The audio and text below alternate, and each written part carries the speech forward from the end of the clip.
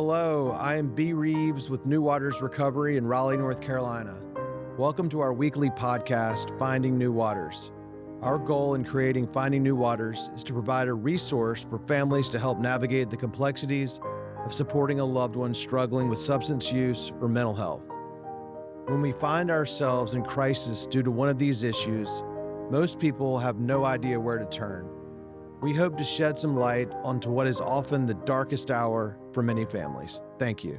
All right, welcome to another episode of Finding New Waters, the podcast we do here at New Waters Recovery. My name is B. Reeves. I'm the Director of Business Development at New Waters Recovery. I'm with our CEO, Justin McClendon, and our very special guest today is the founder and CEO of Impact Recovery right outside Birmingham, Alabama, Adams Pritchard. Welcome, Adams. Thanks for having me, B. Well, I should start by saying that Adams was scheduled to be on here last month and gave me a heads up. He was willing to do it, but he gave me a heads up that he had no voice from being at the Georgia-Alabama game and lost his voice screaming Roll Tide while they beat my Bulldogs. So anyway, I'm glad we got you here today. And I couldn't talk for 4 days after that happened, but I hadn't lost it since, and maybe that's why we've been kind of on a slide. Maybe I need to lose it again this weekend. Or you can grow a mustache. Yeah. Yeah, so Adams and I were connected through a mutual friend a few years ago, and I've been down to visit Impact when they were sort of in their infancy. It's an amazing program. I love what you do. Old school 12-step immersion, get guys through steps while they're there and get them sponsors. I mean, it's awesome. So I want to kind of hear from you. Like, how'd you get started and where are you now? Yeah, so we really kind of got started. Me personally, I'm from Birmingham, Alabama. I went to treatment in 8 different states. I went to 17 different treatment centers. And, I was going to, your 5-star, top of the line, rock star type places. I was going to some in-network places kind of across the board. And, but it was really just kind of like most of what's out there in treatment today. I was just going to places, getting separated from the substances, which I believe were the problem. And then I would go do a little to none afterwards. And I just kept on, it was bad. And then I finally ended up getting exposed to some stuff on the last attempt that was different than anything I'd ever seen before. That place is what's changed. Most all of them have now. But anyways, it was different. And we, a bunch of things happened after that. And it was kind of a progression to get us to where we are now. And the guy that ran the place that I went to came over with me to start something different. And we don't really believe in the traditional model. We think that the time when people are in treatment is really when they have to go through the process to recover, along with the clinical stuff and along with the family component, all at the same time. So they really have a shot to recover and get well in the treatment continuum, so that when they leave, they're not going to go figure it all out. They're going to go plug and play. So that's what we did. We just, we built a deal where guys, they work all 12 steps. We have an individualized clinical component. What we really see is when that spirit starts to wake up, that's finally when these guys are in, the best position to work through all the clinical stuff that keeps jamming them up. And it's just a different way of approaching it. And the third thing we do is called impactful families. And we do stuff 3 times a week with the families over the phone and virtually, where they want to get relief we take them through all 12 steps in Al-Anon. That was really unique challenge to set up, but we finally figured it out about 1.5 years ago. Then 2, they get these weekly coaching calls with us, where the dots are really starting to connect because of the individual work they're doing. And then the third thing we do is, their loved one's therapist kind of starts giving them prep work in those weekly calls, so that after their loved one does a 5th step, usually week 3 or 4, there can be an in-person family session. That's what happens in our 35-day residential continuum. And then we have, a transition, a phase 2. We call the first phase 1, second phase 2. Phase 2 guys go for 30 to 60 days. And they have a recovery coach and a therapist, and we're kind of holding their hand as they're making some amends, starting to help other people. Therapist is working on a lot of trauma over there and family dynamics. And all the groups over there are geared towards, showing them how to teach this stuff, because we have them going out in the community, getting in front of new people and carrying the message. And it's really just, we don't want people for a long time. We don't think it takes that long to recover when you're really shown how to do this, and want them to, catch fire and then go carry that momentum out into the world, instead of kind of slowing the roll. But, we just, Chad and I, who, is my partner, we just kind of agreed that we weren't going to sell out. We weren't going to involve insurance. We were going to keep it small and keep it pure. And it's been magical. We thought it was going to be great, but we didn't know that, it was going to kind of turn into what it has today, which is really more of like a national program where these guys, only 10% of them probably are from Alabama at any given time. They're really starting to come from all over the place. And it's fun. Our whole, mission was kind of to impact treatment and to impact the fellowships at the same time, just because of all the problems we see right now in both, and I just, it's like, I was thinking about this while I was talking. I was doing this interview a couple weeks ago, and this guy was talking about how, there just needs to be so much more. Like, there's such a need for more treatment. I do not believe that. I think that we need better. I think there's way too much, and most of what's out there is just not good. But that's kind of, and we're all men.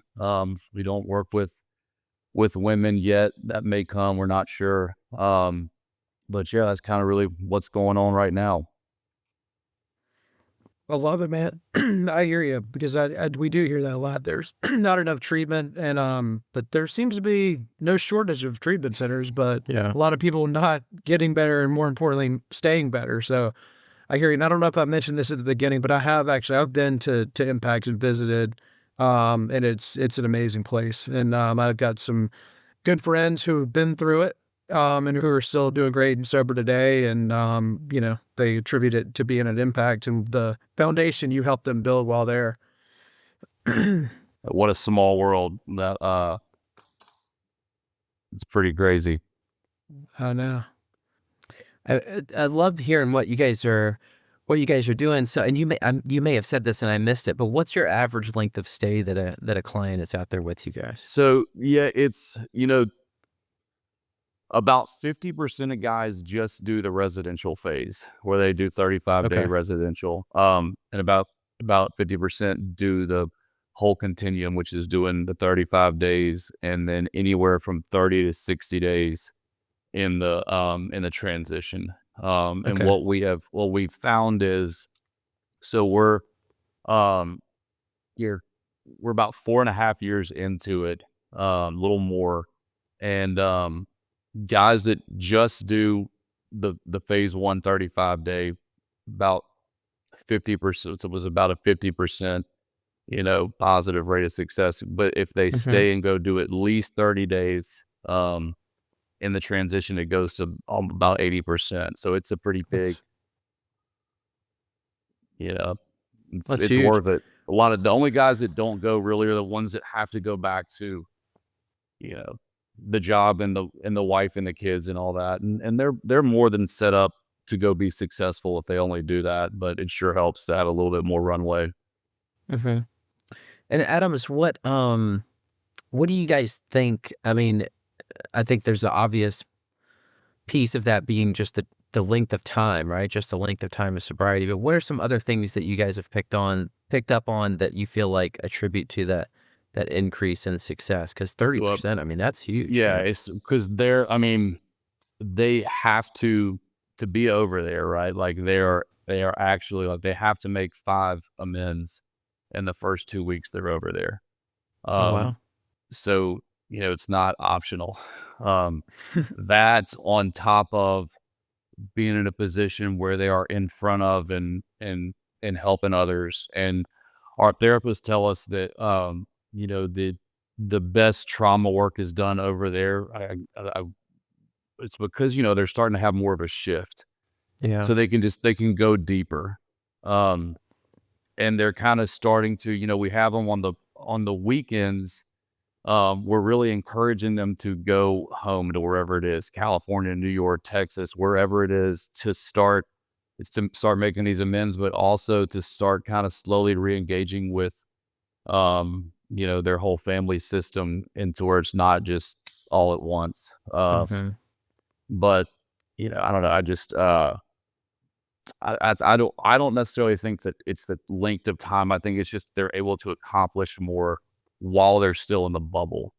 Hmm. Um, and like, I had a guy the other day tell me he's been home for a couple months out in San Antonio, and he said, I feel like I got probably about what would have taken me a year to do in the outside world, done in 30 days.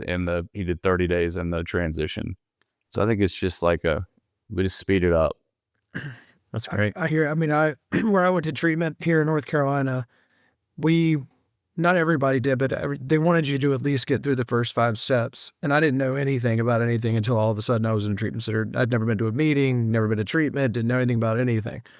But I paid attention to make it go by fast while I was there, and you did. And more importantly, I started getting better and heard what I needed to hear. But I did. I remember I was sitting out there. I'd done my 4-step. I don't really remember the 4-step too much, but I remember a guy who had been there a day or two ahead of me came out of doing a 5th step with, they brought in kind of just people from the 12-step community to come hear 5th steps at the place where I went to treatment. And he walked out and he looked very light. Mm. And I said, "Hey, did you leave anything you're going to still take to the grave with you?" He said, "Nope." And I'm so glad I saw that guy at that point, because there were some things I was very ashamed of. And I went in there, just sat with this stranger, and just threw up on him, all the stuff. And I don't know if I would be sober today if I hadn't had that experience there, because eventually when I went through the steps again with the sponsor, all of them, and did another 5th step, there were some things I just didn't think of. But there were a few things that had been not only living rent free in my head, but having, parties, for years. And if I hadn't gotten that out, I don't know if I would have made it long enough to find a sponsor and start going through the steps again.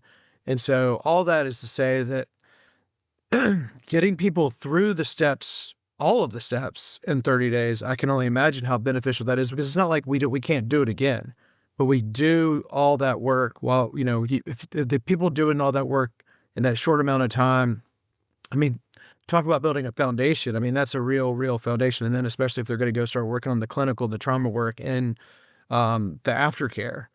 And, there's just, back in the early days of, a certain program of recovery, people's success rates were a lot higher. And a lot of it, I think, from what I've read, has to do with the fact that they went through the steps a lot faster, instead of people taking years sometimes, And like you talking about there, like being able to see your buddy in treatment that, like, an effect produced came from whatever he did. And then it's like, man, I'm going to trust the process. That's so Yep. key in this whole thing. Yeah. Yeah, I actually, and I won't name names, but early in my career worked for a treatment center that had a similar philosophy, in the sense that, like, 12-step immersion, everything was by the book. And we did the same thing. We really pushed people to work through the steps, at an accelerated pace. And I'll be honest with you, I mean, I am a clinician by trade. I very much value clinical work and all the science and research and things like that. But there is definitely something to be said for, surrendering to the process of 12-step recovery, and really just moving through those steps. I mean, there's miracles that happen, that's for sure. Yeah. It makes our clinical side so much more effective. Yeah. When guys are doing that. And it really is like, that was the hardest part, was trying to figure out we always had the 12-step piece, but really building the clinical component to be, really be in conjunction.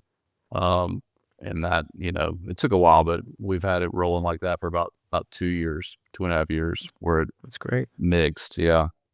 For listeners who don't know anything about how treatment, I hate to use this word, as an industry works, will you explain what the benefits are of not dealing with insurance?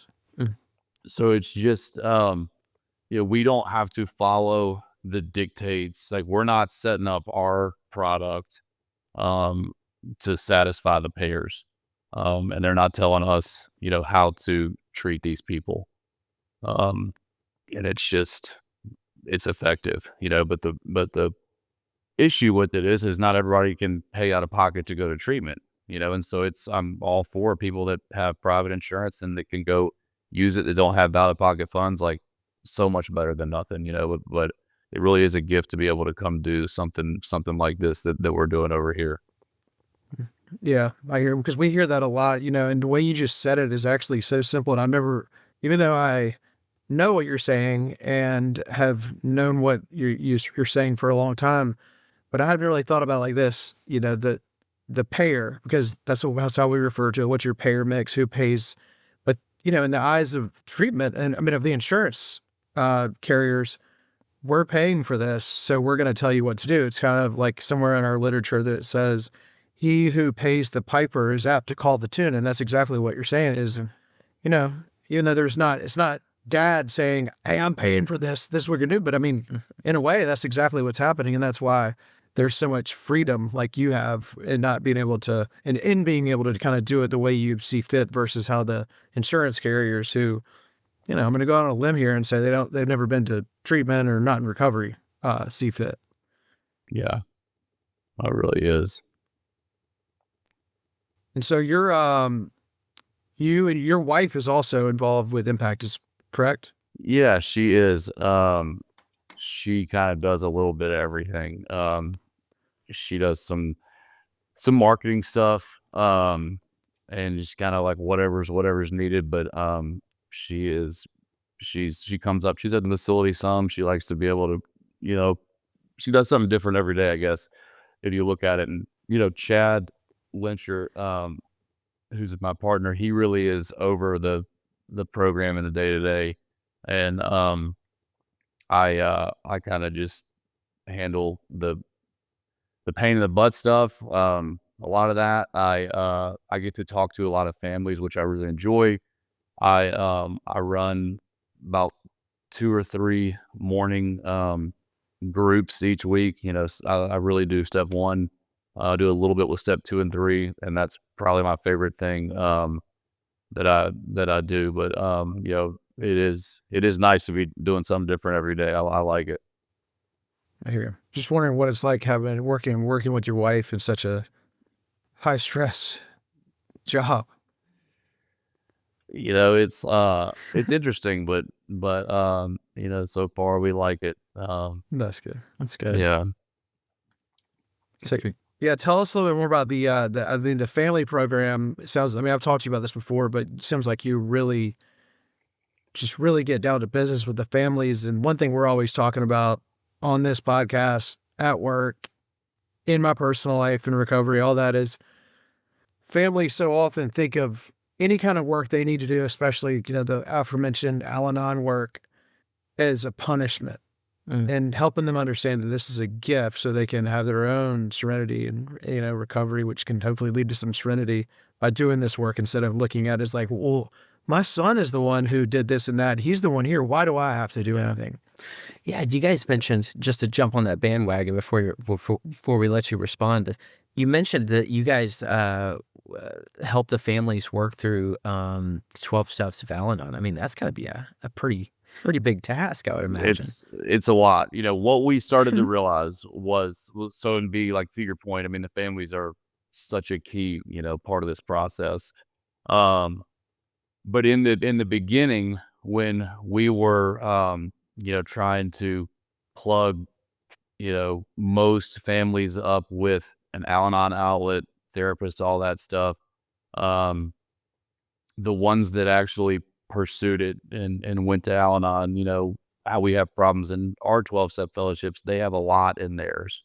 Mhm. And so it was not working very well. And so we just seeing, how much we needed, both sides to be doing work to have the best outcomes. We started playing around with, a way to fix that. And, we have 2 master's level therapists that are also in Al-Anon themselves.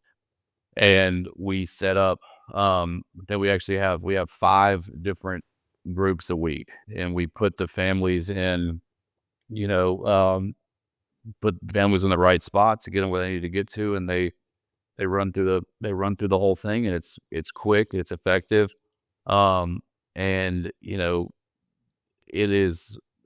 it has had such a significant effect on our outcomes. And what we really see today is like, the guys that are all-stars, they're going to get well regardless of anybody. We know that to be true. But the ones that are kind of like,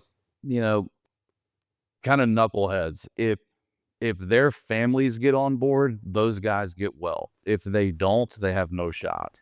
And and there are some of those, the knuckleheads, like the family, like you said, but they get so frustrated if they're not, there's 2 of those things with us, the coaching and the clinical stuff they're doing. Nobody really opts out of that. Some will opt out of those groups, and if they do, the specialists really do a good job of trying to kind of give it to them through the coaching sessions. And sometimes it works. Sometimes also they'll end up jumping on kind of later, in their, loved ones continuum. But yeah, it is a game changer, but it's a lot of work. We're about to have somebody that just does that full time, even with the wow. help that our staffs, we'll keep doing what we're doing and just add somebody else into that full-time role. Very cool. And what's your total capacity there? So we take 14 in phase 1 and 14 in phase 2 right Okay. now. Phase 1, like B came out there. It's about 35 minutes from Birmingham. And it's on a farm.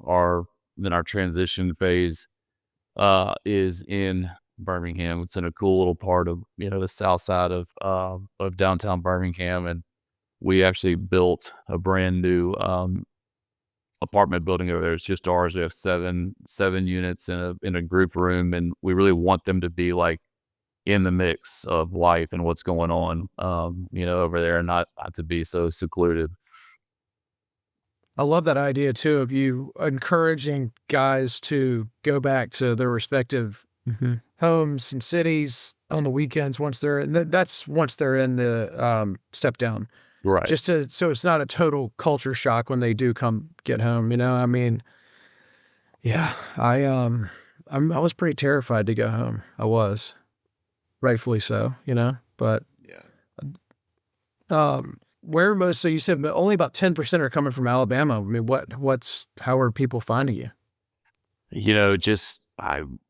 Chad and I are connected to a lot of people, and that was really kind of in the beginning where they were coming from outside of Alabama. And then now, there's just kind of been a ripple effect of, the word of mouth with alumni getting out and, just kind of spreading.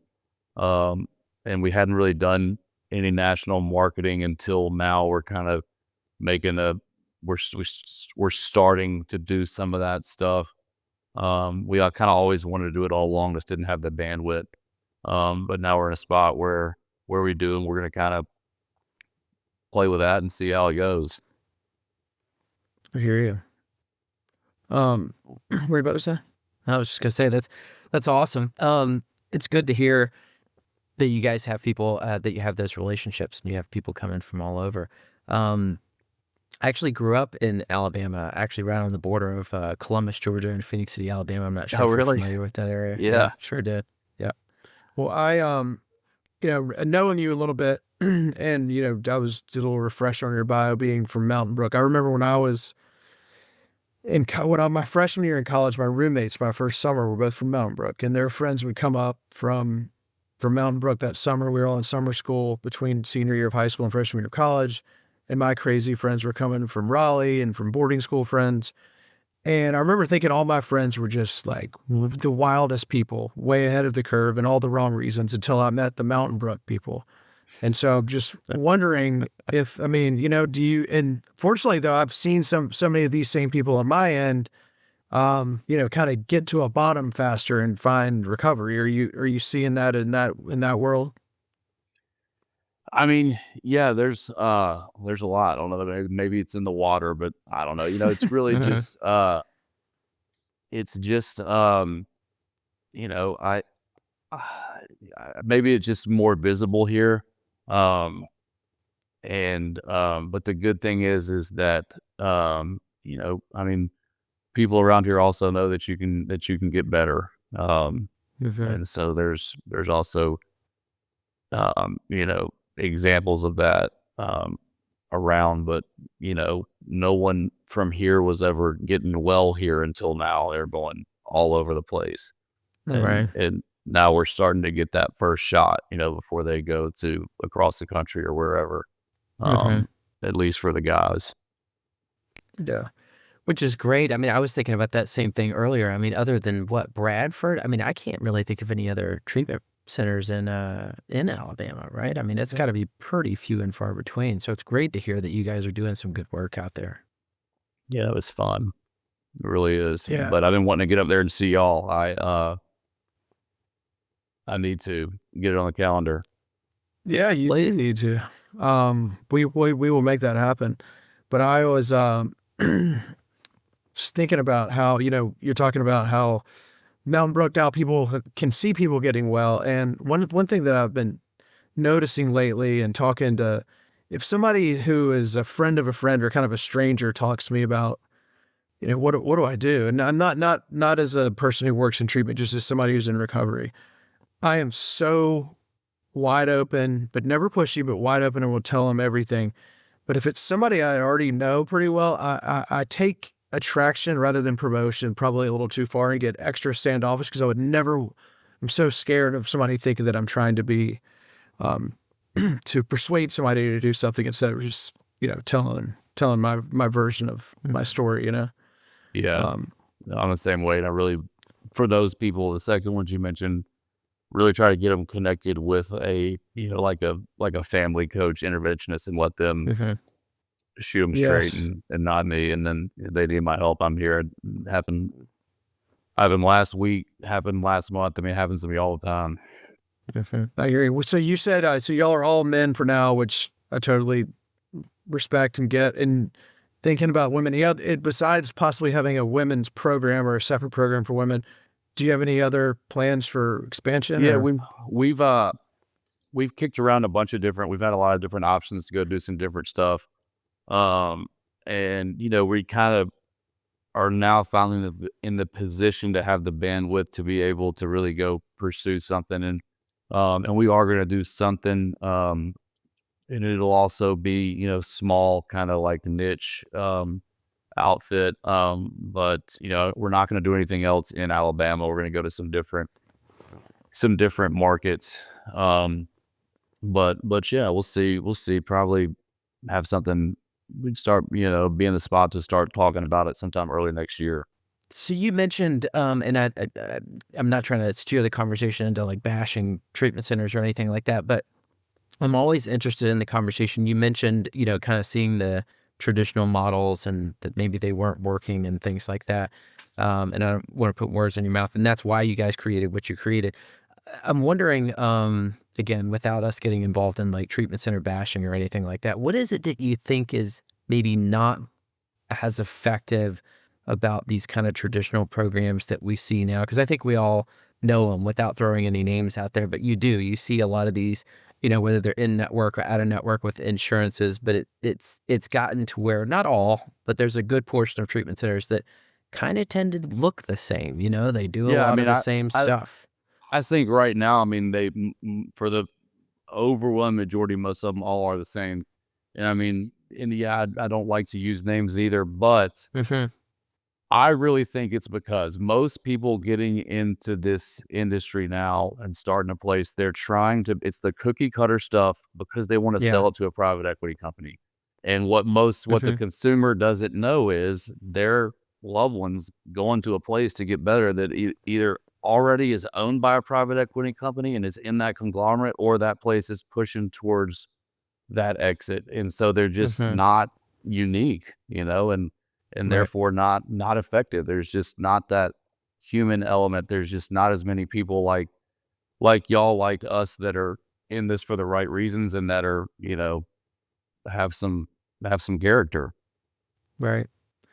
Yeah. Characters, you're exactly right. It's huge. And not to, make this about us or anything, but we do a lot of referring. Let's put it that way, right? So we start people on that journey. We have the opportunity to be involved in that kind of like initial steps of their recovery or treatment journey.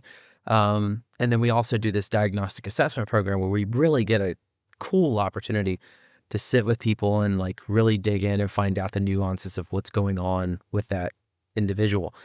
And, so a big portion of the work that we do is connecting the individuals that we serve to the appropriate treatment center.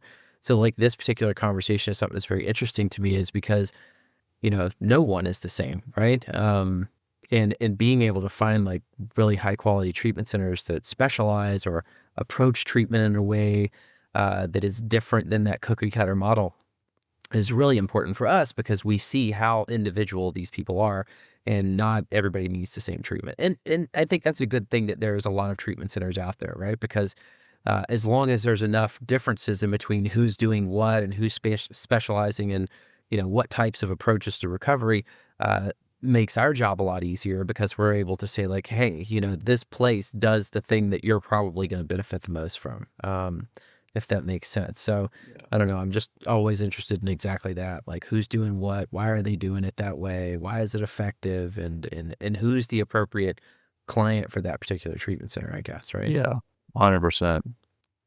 What I was also going to ask you is just you've been open 4.5 years or so now, and what are you seeing in terms of why people are coming? Is like breakdown percentage wise, alcohol versus fentanyl, kratom. What do you see? Yeah, I don't know. We see a lot of mixed bags, like I know people act like, well, alcoholism is dead. We don't see that. We see lots of, probably 50-50 just straight up alcoholics to the other side being drug addicts or, a mix of stuff, which is how I was. But yeah, I mean, it's pretty even, but yeah, we still see a lot of alcoholics. Yeah, same. When we first opened, we were in an event where somebody asked our medical director what the breakdown was, and he said we were 85. And I was doing admission, so I saw it, but I didn't realize it was this stark. 85-90% alcohol for detox, and it's like, all we do is hear about fentanyl, which is a huge problem. But Absolutely. from what we see, it's still alcohol is still king alcohol for sure. Yeah, 100%. Um, I I honestly see now that like fentanyl's become so predominant. I mean, I think like back from when I was going in and out of treatment, there was a lot of still Oxycontin and heroin around. Mm-hmm. Um, I don't even think that makes up. I think it's good. I really do think it's becoming less and less.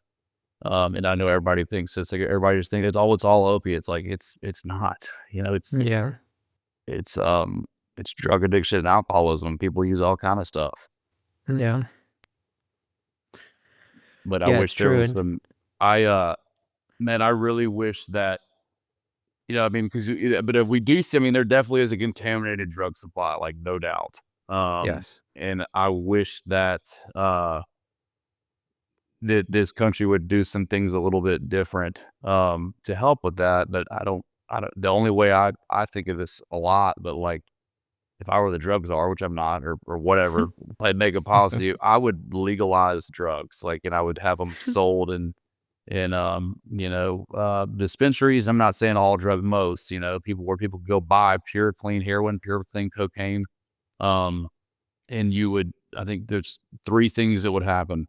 One, you could, people have a safe product. You could, take all the money that was made on that, which would be they'd stop spending the trillions of dollars a year on the war on drugs. They would get rid of those black markets. You could take the revenue and fund good, private treatment for the people that have the gene, the 18, 19%, whatever it is. And then for the rest, just, it's just there and they're not. So you're not going to have some mom that, does some cocaine on New Year's Eve and, oh, there's some fentanyl in it and she dies. You know what I mean? But Right.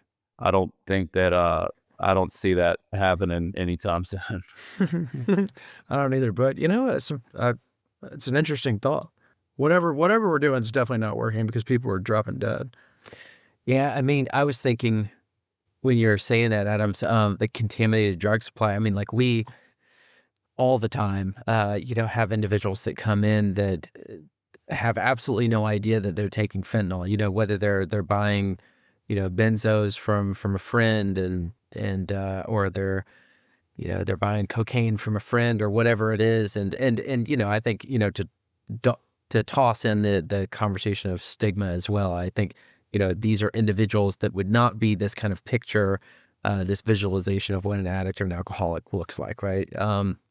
And they'll come in and they test positive for fentanyl, and it scares them, rightfully so, right? Because they had no idea that they were even doing that. And I mean, that kind of picture is something that we see on a pretty regular basis, unfortunately. It's just it's a scary thing. I saw it recently, a guy that was convinced he was taking hydrocodone, but of course he's taking his prescription and buying a lot more.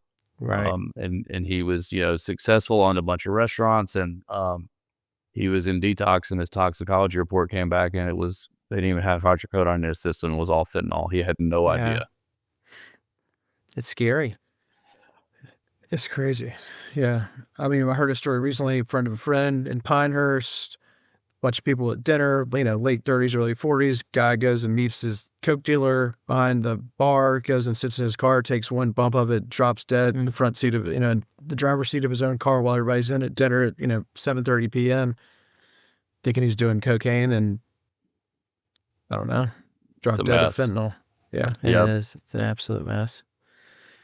Yeah, it's an absolute mess. We definitely need some policy change around, how we... Yeah, I mean, and it's been this way for decades. You know what I mean? Oh my Lord! And I won't get started on the political conversations, but something has got to change radically because we've got a real big problem on our hands. Well, Adams, how do we find you? Yeah, we're Impact Recovery Center.